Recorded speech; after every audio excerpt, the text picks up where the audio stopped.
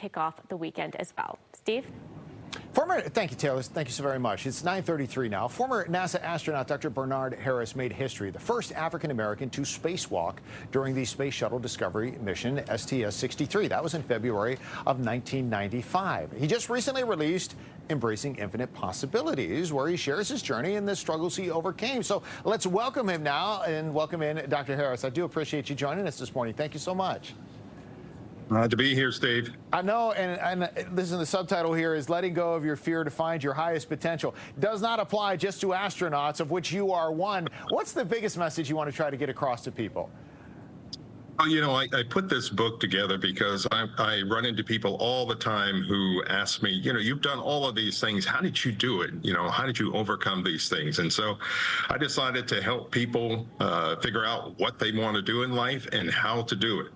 And I think one of the big things that people don't realize, even astronauts sometimes have fear or have to overcome fear. And we all do, just as you talked about.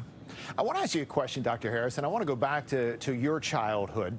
And you talk about this in the book as well. And you grew up, your parents split up, your father did not have a high school education.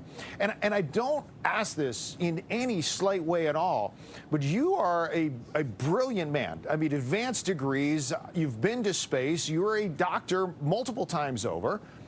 When did you know that you were smart? And I ask this question, not in a trite way, but I want people to realize this for their own kids or for themselves as well. When did you realize that you were smart, or was it with the help of teachers and other people who encouraged you to pursue learning?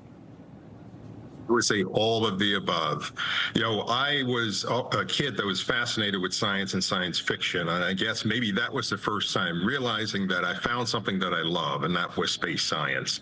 And I grew up during the growth of the space program, so it was natural for me to apply that sort of natural curiosity and abilities to science. And so that's why I became a medical doctor and eventually became a doctor who practices not only here on Earth, but also in space. And one of the key things for young people is spending time with yourself to figure out who you are, what are you all about, and that sets the stage for setting goals and setting dreams in life, which I think is key to success.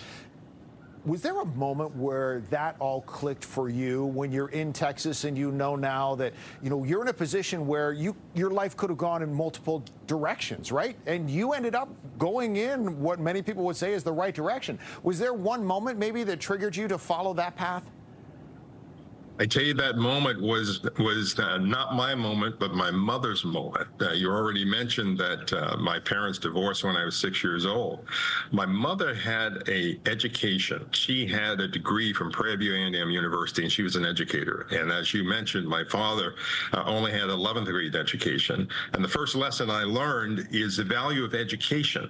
And so seeing her make that move, and just think about this, she was probably in her upper 20 years old with 3 kids, making a move to change our lives, leaving inner city Houston, Texas for the Navajo Nation. And that's a whole nother story. But she got a job working for the Bureau of Indian Affairs, and I got taken out of that kind of restrictive environment into an environment where I could dream freely. But that story right there, that story of a mother's love, it speaks volumes as to the potential of not just you, but every person out there. I think it's so uplifting. I'm so glad that you shared that story. Now I want you to teach me something, because you've been to space, and most of us have not, right? 99.999% of the population will never have that opportunity. So I'm going to ask some elementary questions for you that I have always been curious about. You've logged millions of miles in space. Most of us have been in airplanes. When you're in space, do you feel like you're moving? Oh, certainly do. You know, to stay in orbit around the Earth, we have to travel at 17,500 miles an hour. And so when you look down at the ground, you realize that you're moving very quickly around, just skating the atmosphere. And yes, you can see that movement.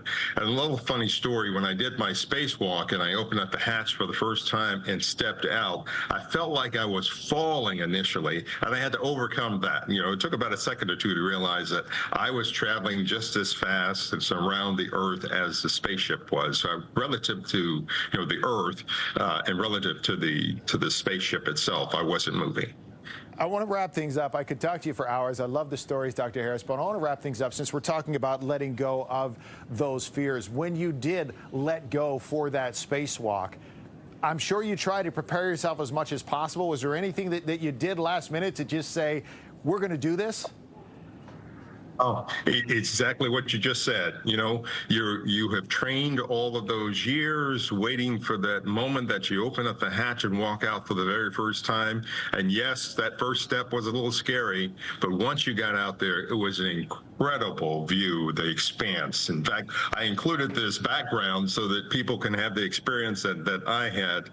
Just imagine if you're in my position on the end of the robotic arm and taking this all in. It was incredibly beautiful. It's got to be incredible to look back knowing you had that opportunity as well. The book's full of great stories. Dr. Bernard Harris, thank you so very much for joining us today, and thanks for all that you've done to help out science and scientists around the world. Appreciate talking with you. My pleasure. Marissa? Gosh, he is just fascinating. I really enjoyed that chat and so glad that we had him here live on Good Day, DC.